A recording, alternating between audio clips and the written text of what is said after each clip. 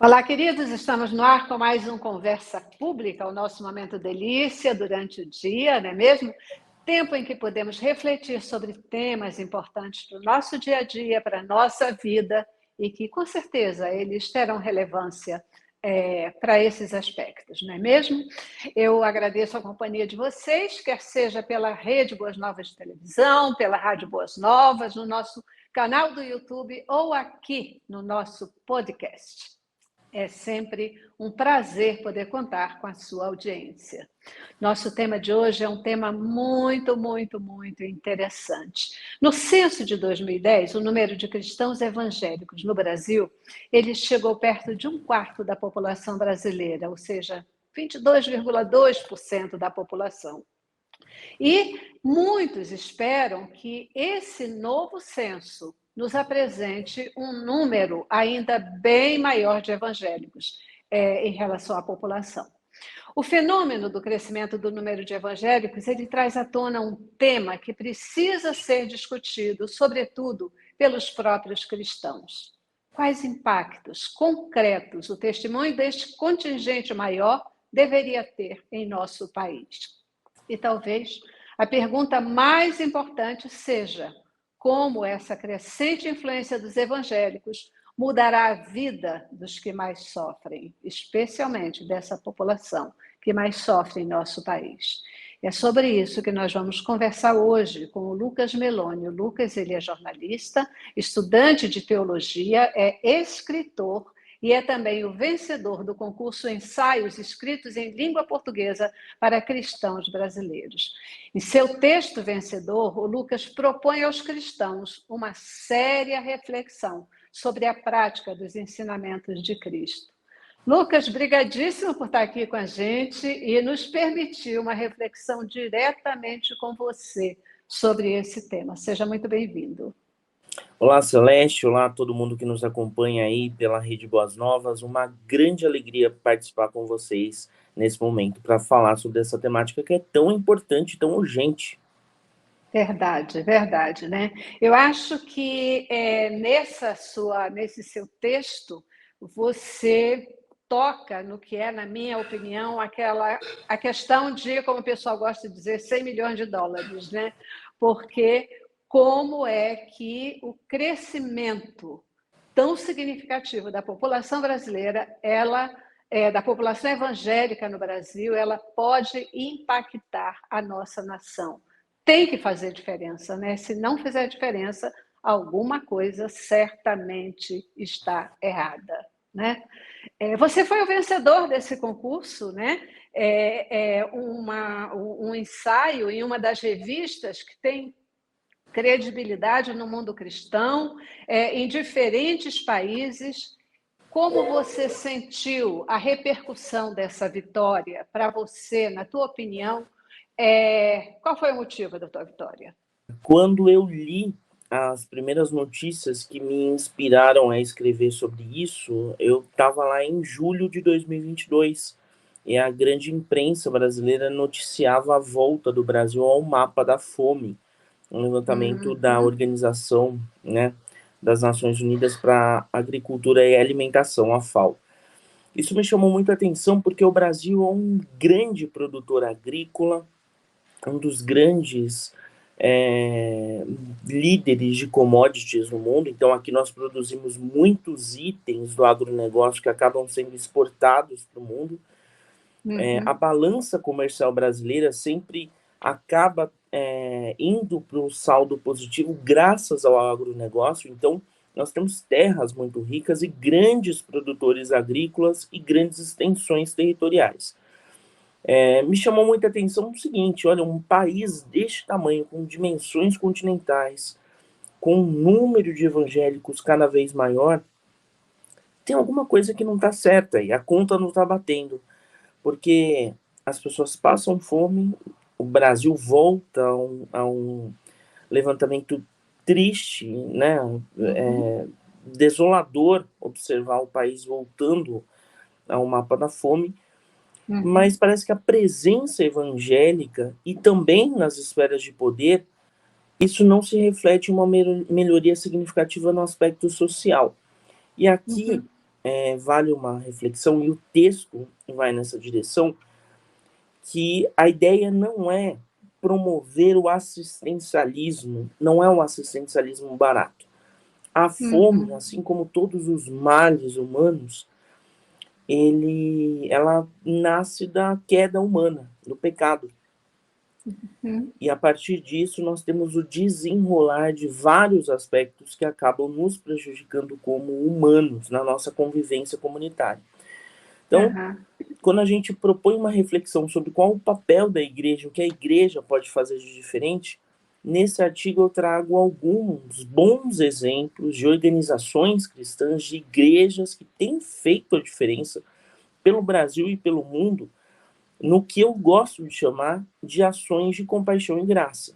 São ações que mostram, dão uma primeira ajuda, mas não deixam de fora o que é mais importante, que é mostrar a mensagem de esperança que essas pessoas precisam ouvir. Eu entendo a conexão que você faz, mas eu vou te provocar nessa pergunta. Qual a conexão, né, que você estabelece de uma forma direta com o crescimento do número de evangélicos no país e com a abundância da fartura do agronegócio, desenvolvimento do agronegócio? Como em que ponto que essas coisas se ligam e te trazem para uma reflexão do papel, né, da prática cristã no nosso país? Uma vida com Cristo, Celeste, ela deve partir do pressuposto de transformação. A pessoa que tem um encontro com Cristo, ela deve ser de fato transformada. Quando elas exercem influência ou elas exercem atividades no meio em que elas estão, elas devem fazer a diferença apontando para o reino. Esse texto, ele não busca fazer nenhuma crítica política, o objetivo dele não é cair né, infelizmente, nessa polarização que o Brasil, né, acaba vivendo. O objetivo é provocar uma reflexão dentro da igreja. Olha, nós somos cada vez mais presentes na realidade brasileira, nós estamos nas esferas de poder, nós estamos na área da educação, na área social, e o que nós temos feito de diferente? Há pessoas que estão com vidas completamente destruídas. O que nós podemos fazer em relação a elas? É muito mais fácil hoje você encontrar um evangélico, seja em qual esfera for, que pode agir com a ética que se é devida em áreas como atendimento social, atendimento de saúde, área jurídica. Mas será que esses cristãos estão de fato agindo com a ética que se é esperada? Há uma ética cristã ou a ética deve ser vivida num aspecto normal a partir de uma cosmovisão cristã? É uma questão que a gente precisa discutir aí dentro da esfera social. E esse artigo leva nessa direção. A gente aqui conversando com o Lucas Meloni, ele que é jornalista, estudante de teologia, escritor, e que traz aí um texto vencedor no concurso Ensaios Escritos em Língua Portuguesa para Cristãos Brasileiros, um texto que é impactante, que vocês vão poder, inclusive, depois lê-lo integralmente no nosso Facebook, da Rede Boas Novas de Televisão, e que ele nos faz repensar nas nossas práticas cristãs. Lucas, você está falando e eu fico lembrando do ministério de Jesus aqui na Terra, né? Porque Jesus estava sempre ali atendendo aos necessitados, curando, dando de comer, dando de beber. Ele sempre estava preocupado com isso, né? Ele cuidava desse físico para poder, através disso, também demonstrar de uma forma concreta o seu amor, o seu papel, aquilo que ele tem para cada um de nós, né? Você começa o seu texto, na verdade, no seu texto, você tem uma pergunta, uma colocação que é: seremos lembrados pelas aspirações políticas ou por alimentar os famintos? Por quê dessa pergunta? Há muitas pessoas que buscam o poder pelo poder. E o ministério de Jesus, Celeste, como você bem destacou, ele nos leva a uma outra direção. O texto base que dá sustentação a esse texto é Mateus 25, 35 e 36, quando Jesus, ali anunciando a questão do juízo final, fala, olha, pois eu tive fome e me deste de comer, tive sede e me deste de beber. Ali ele está nos propondo um olhar para o outro.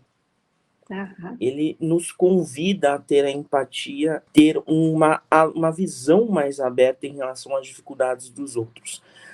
E quando uma pessoa que tem influência acaba exercendo um papel social extremamente importante, nós devemos refletir a Cristo em todo o tempo.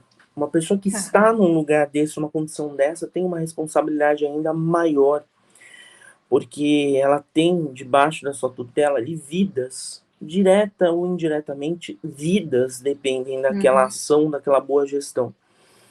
É por isso que sim, eu já tive muitos contatos com gestores públicos, já trabalhei servindo, já trabalhei no serviço público, no funcionalismo público, e sim, infelizmente, tenho alguns exemplos de pessoas que se diziam cristãs, mas não tinham um papel, não demonstravam abertamente que serviam de fato a Cristo, mas também tinha bons exemplos de pessoas que se dedicavam, ouviam, trabalhavam no sentido de atender a população. Atender no aspecto de ouvir, atender no aspecto de propor políticas públicas que ajudem, de fato, a população brasileira. E políticas públicas no aspecto educacional, aspecto de saneamento básico, por exemplo. Esses dias um pastor da cidade de Recife entrou em contato comigo, sou jornalista, né? Trabalho em uma rádio cristã, rádio transmundial, e ele me falou, Lucas, aqui a igreja fica à beira do rio. A gente convida os irmãos para que façam visitas, nós fazemos ações e temos um trabalho muito forte na comunidade, mas em dia de chuva a igreja fica impraticável, não tem como. O córrego não é canalizado, não há drenagem necessária no bairro, então fica uma coisa difícil, porque a igreja tem uma contrapartida social, mas ela acaba sendo anulada, acaba sendo tendo barreiras no aspecto ali, até para o funcionamento eficaz dela no âmbito social.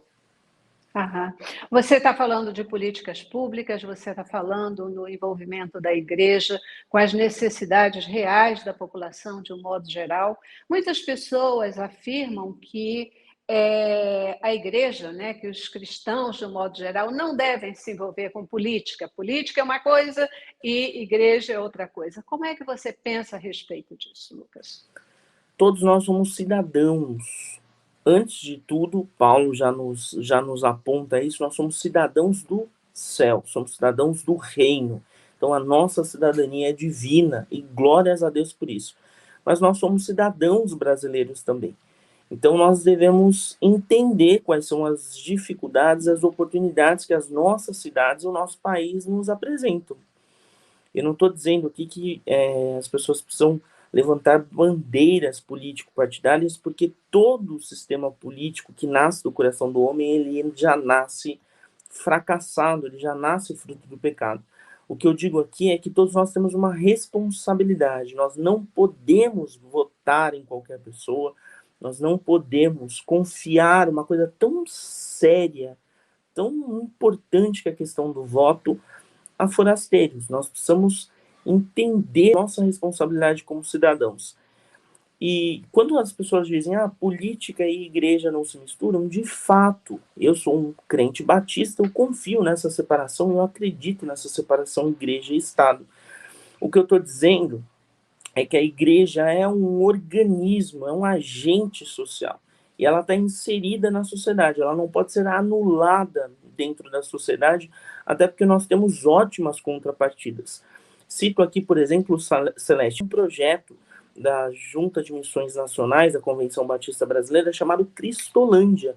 Esse projeto nasceu no coração da cidade de São Paulo, numa região chamada pejorativamente como Cracolândia, e ali pastores, missionários, irmãos em Cristo têm trabalhado inclusive em parcerias. Lembro uma vez que fiz uma reportagem inclusive sobre uma parceria entre batistas e católicos no atendimento àquelas pessoas em situação de dependência química no centro de São Paulo.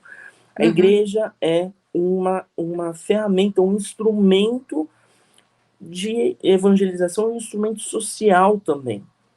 O papel da igreja é, claro, levar o evangelho, esse é o papel preponderante, fazer discípulos. Nós estamos cumprindo ali o ID de Mateus 28, mas nós também temos um impacto e um compromisso de ações de compaixão e graça. Nós precisamos olhar para o outro também, sobretudo olhar para o outro. E eu me emociono muito com um trabalho, por exemplo, desenvolvido pela Assembleia de Deus em Belém do Pará, né? Um trabalho extraordinário que provê casa para pessoas necessitadas, que provê alimentação para famílias que precisam dessa alimentação, que provê leite materno, que provê roupa. É um trabalho assim que realmente me emociona, porque eu olho para isso e vejo a igreja sendo igreja, né? E a gente tem vários exemplos também dentro da Convenção Batista, dentro de várias igrejas batistas, e o seu texto, ele nos remete, nos chama a atenção para esse papel, que é um diferencial e não pode ser esquecido. Eu quero dizer para vocês, né, e lembrar para vocês que a gente está aqui conversando com o Lucas Meloni. Lucas, que é jornalista, é escritor, venceu o concurso aí com um concurso de ensaios escritos em língua portuguesa para cristãos, com um texto fantástico que nos provoca a uma reflexão séria do nosso papel como cristãos na sociedade como um todo. Viu? Lucas, quando você cita esse texto de Mateus, né, eu tive fome e me deste de comer, eu tive sede e me deste de beber. Quando Jesus disse isso a seus discípulos, o que eles deveriam alimentar os famintos? Que tipo de fome que Jesus estava falando, Lucas?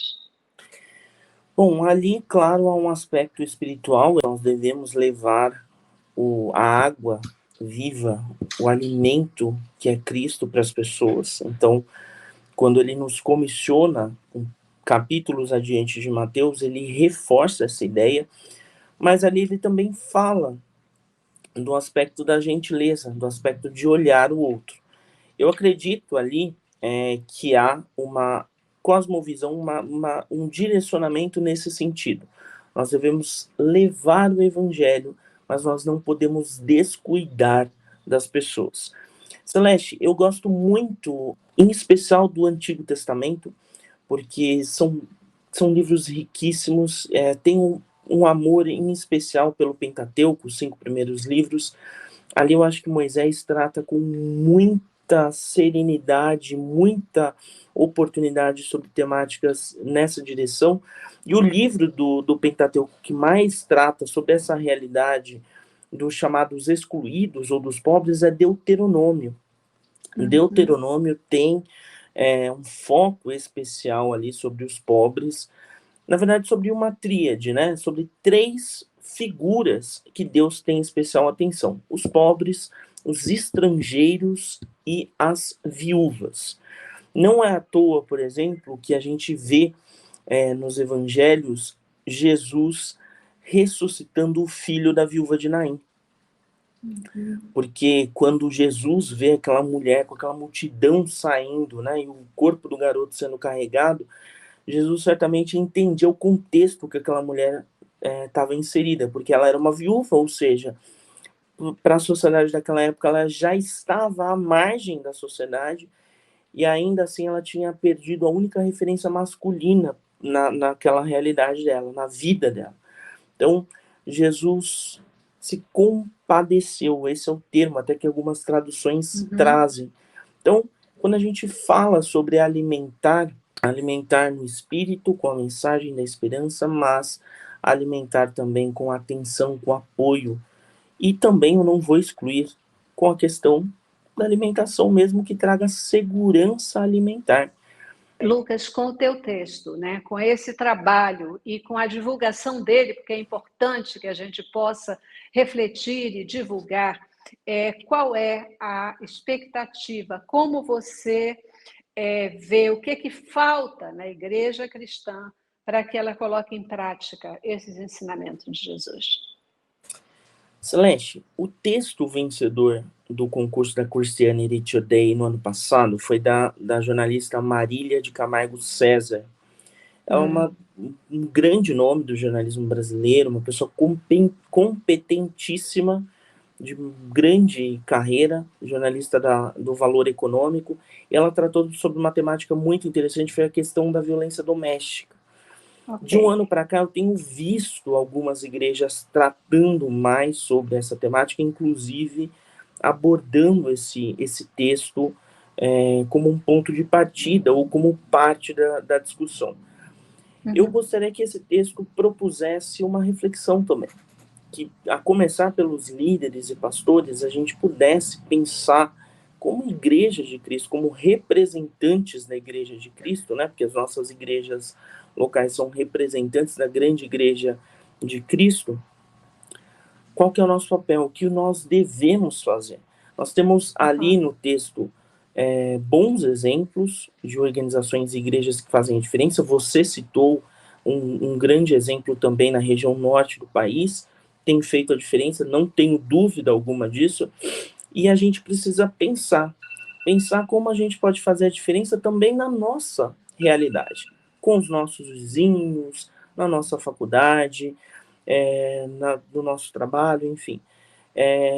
Hoje de manhã eu dei uma entrevista também para um programa e uma pessoa falou, um capelão que trabalha especificamente com capelania escolar, falou, olha, é uma realidade muito presente essa da fome na esfera da escola.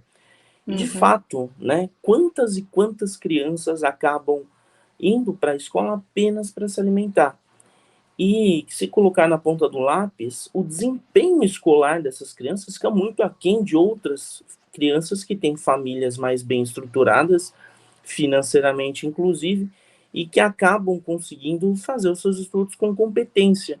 Então, essa questão da fome já nos coloca como país um passo atrás na corrida de várias áreas.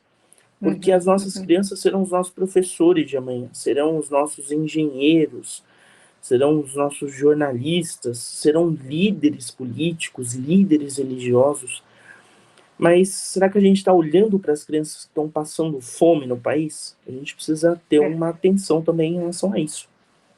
Verdade. E quando você fala na Igreja de Cristo, é bom a gente trazer para o plano de que cada um de nós é a Igreja de Cristo, né? Então, onde nós estivermos, nós somos essa igreja e nós podemos e devemos fazer a diferença, como você citou, com o nosso vizinho, com o nosso ambiente de trabalho, onde nós estivermos, né? Porque isso será decisivo. E uma outra coisa que a gente precisa ter um despertamento urgente é para entender o quanto a formação das crianças, né, até o 6º ano de vida, é decisivo para o resto da sua vida. E, portanto, para o país do futuro, para o país de amanhã, para a formação das pessoas e dos profissionais, não é mesmo? Isso é fundamental.